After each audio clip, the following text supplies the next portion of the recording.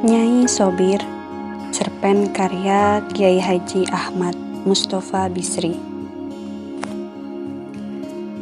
Ribuan bahkan puluhan ribu pelayat dari berbagai kota yang menangis itu, tampaknya tak seorang pun yang datang berniat menghiburku. Mereka semua melayat diri mereka sendiri. Hanya orang tuaku dan beberapa orang famili yang terus menjagaku agar aku tidak pingsan seperti banyak santri yang sama sekali tidak siap ditinggal almarhum. Almarhum sejak selesai dimandikan dan dikafani sudah sepenuhnya milik mereka, para pelayat diri sendiri itu. Mereka bawa almarhum ke masjid yang sudah penuh sesak untuk mereka sembahyangi. Aku setengah sadar mengikuti upacara pelepasan jenazah.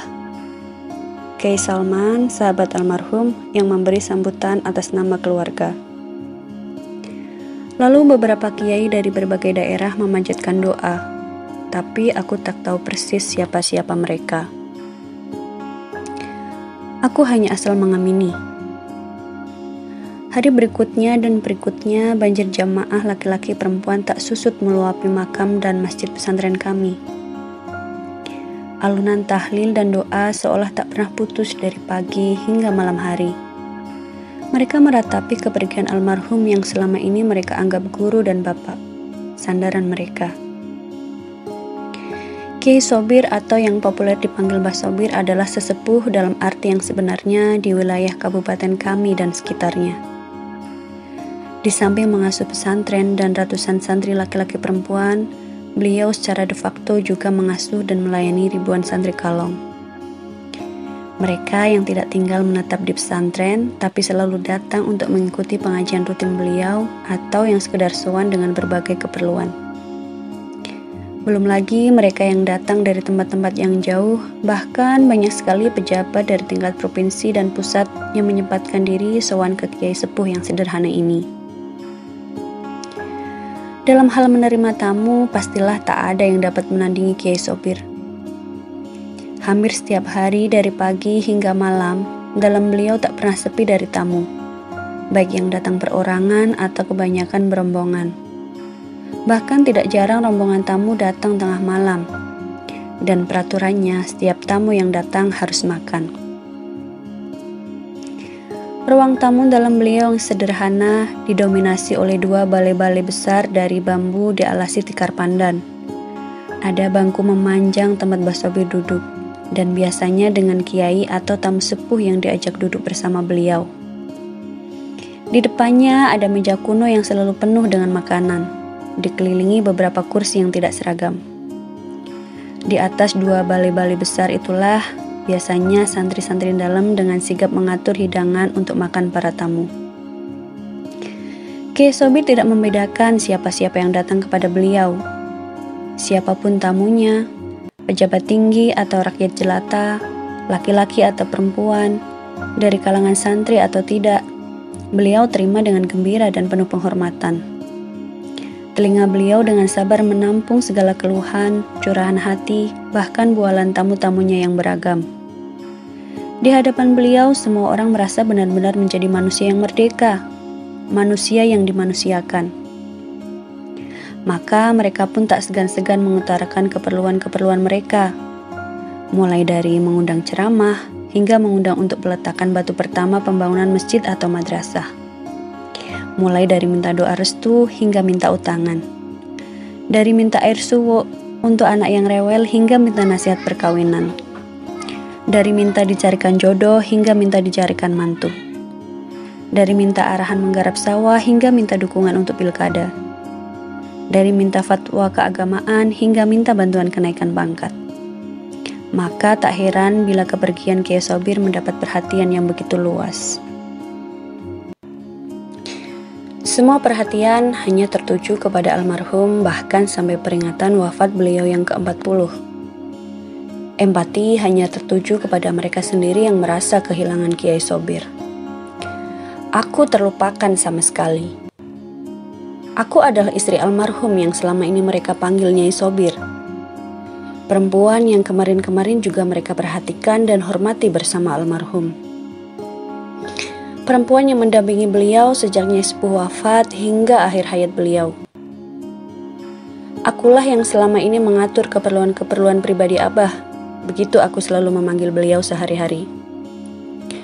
Mulai potong rambut hingga pakaian yang Abah kenakan. Akulah yang mengatur jadwal Abah, kapan mendatangi undangan-undangan dan kapan mesti istirahat. Akulah juga yang mengatur agar mereka yang sowan tidak ada yang terlantar. Semua harus disuguh makan seperti yang dikehendaki Abah. Peringatan 40 hari wafat almarhum Abah, banjir manusia kembali meluapi kawasan pesantren kami. Setelah itu barulah pengunjung yang berziarah agak menyusut. Aku tidak tahu apakah orang-orang mulai mengingatku sebagai Nyai Sobir, pendamping kiai mereka atau tidak. Yang jelas, aku sendiri teringat saat Nyai Sepuh, istri Abah yang pertama wafat. Teringat beberapa bulan kemudian, aku yang kala itu nyantri di pesantren Abah dan baru berumur 20 tahun, dipinang Abah melalui seorang tokoh masyarakat di desaku. Ketika kemudian orang tuaku yang juga termasuk santri Kiai Abah menyampaikan pinangan itu, aku tak bisa berkata apa-apa. Perasaanku campur aduk tidak karuan. Kaget, tidak percaya, bangga, dan entah apa lagi. Tapi karena kedua orang tuaku sepertinya mendukung, aku pun akhirnya ikut saja seperti kerbau dicocok hidung. Walhasil jadilah aku Nyai Sobir, istri seorang kiai besar yang dihormati tidak hanya di wilayah kota kami saja. Kiai yang bila ada pembesar datang dari ibu kota tidak pernah terlewatkan dikunjungi dengan segala penghormatan. Sebagai pendamping kiai sekali berabah, aku mempunyai sedikit modal. Di samping berwajah lumayan, aku hafal Al-Quran. Dan di pesantren bagian putri, aku menjabat sebagai pengurus inti. Ditambah lagi, berkat latihan setiap malam Selasa di pesantren, aku sedikit bisa berpidato. Maka tidak lama aku sudah benar-benar bisa menyesuaikan diri. Masyarakat pun tampaknya sudah benar-benar memandangku sebagai nyai yang pantas mendampingi Kiai Sobir. Bahkan sesekali aku diminta panitia mewakili Abah mengisi pengajian. Dari sisi lain, perasaanku terhadap Abah yang semula lebih kepada menghormati berangsur menjadi menyintai beliau.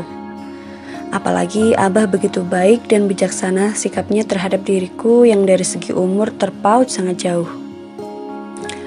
Abah tahu bahwa aku masih muda dengan pikiran dan keinginan-keinginan anak muda.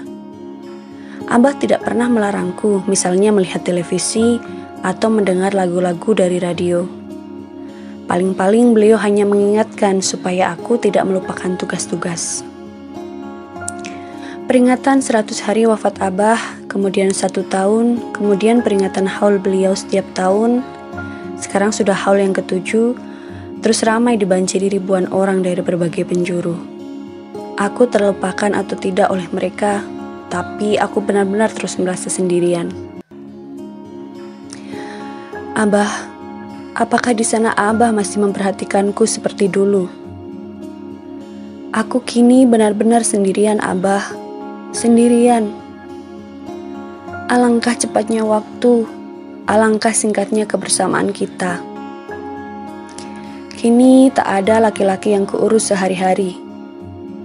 Tak ada orang yang selalu memperhatikanku, yang menasihati dan memarahiku.